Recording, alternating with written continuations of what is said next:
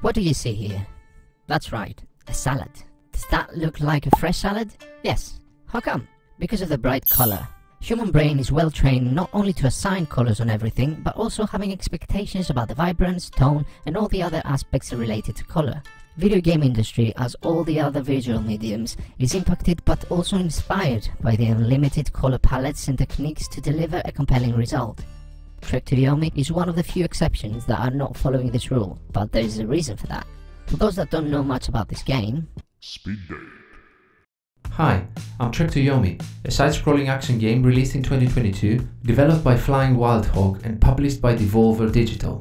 My story is about Hiroki, a young trade swordman and his journey through the underworld to get revenge. Those who know me would say I'm nostalgic, simple, dark and rewarding. Before we move any further, I need to tell you that I'm made in black and white. Do you have any idea how serious this is? Now let's address the elephant in the room first. Why would a game released in 2022 with stunning graphics be in black and white? The answer is because the developers were testing those monochrome effects on Unreal Engine and they were so happy with the result that they decided to stick with that. But that's not the only reason. To Yomi is not a random game, but a tribute to Kurosawa's samurai films, and with that in mind, using the same color approach makes sense. Kurosawa samurai films had a unique direction, with all sorts having something in the scene that would create movement. Sometimes it was the weather conditions, some other times it was fire or water. Let's have a look.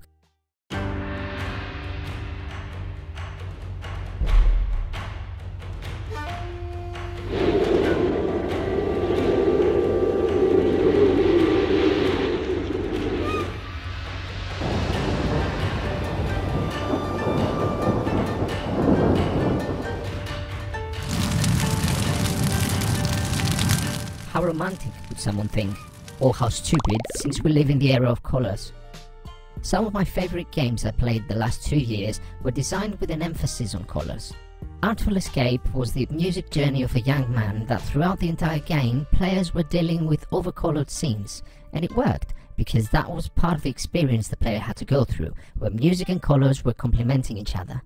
Stray, on the other hand, had a color approach of post-apocalyptic cyberpunk vibrance, where although the whole story kinda takes place during nighttime, everything was colored in a captivating and mesmerizing way. While both those games were designed to be heavily focused on colors, To Yomi is designed to deliver the story by not using any. It is the lack of colors making it more dramatic and iconic, reflecting that old era. This is not new in the gaming industry. If we look at the Return of the Obra Dinn, that has also been designed on a monochrome basis, was not missing much from colors, as the entire game was taking place on a ship, while To Yomi successfully delivers amazing aesthetics on a variety of sceneries such as villages, forests, caves and many more.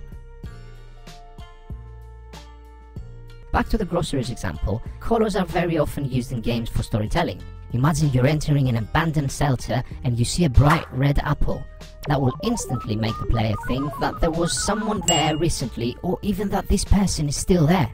That won't be that obvious in a black and white game. What if you come across a lake whose waters are red? That would definitely alert you. On a monochrome approach, that would probably be a different tone of gray? To Yomi manages to overcome all those challenges in storytelling or missed opportunities to trigger emotions by delivering some amazing graphics and monochrome scenes full of action. Villages are burning and those flames look more realistic than any other flame in colored games. Same with blood, not a single red colored drop, but you can almost feel how warm the blood is. And believe me, there's a lot of blood.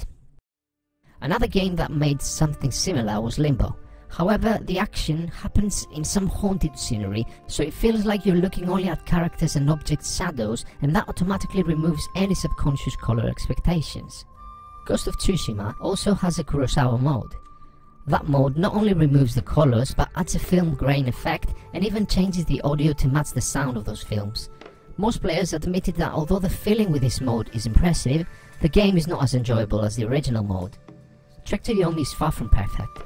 It has a fighting system that some people find hard to get their heads around quickly, the story feels very aged, with no surprises, and it lacks characters' depth, including the protagonist, while it's very combat heavy, with 90% of the game being different chapters of fighting against enemies at different locations. So designing a game like To Yomi entirely based on those unpopular techniques sounds like a suicide, but feels like the aim of the game was to deliver a detrimental samurai story on stunning monochrome graphics without any revolutionary mechanics or gameplay bright moments, and it is spot on. Compared to games that are using many colors to capture the player's attention, it is as successful, if not more, with the player really mesmerized by those graphics. And yes, if it was a long game, then eventually most of the people would give up after a while, but it is less than 5 hours long to finish the main story that really takes you on a visual journey. A journey that sparks so many feelings, making you wonder, who needs color to make a good game?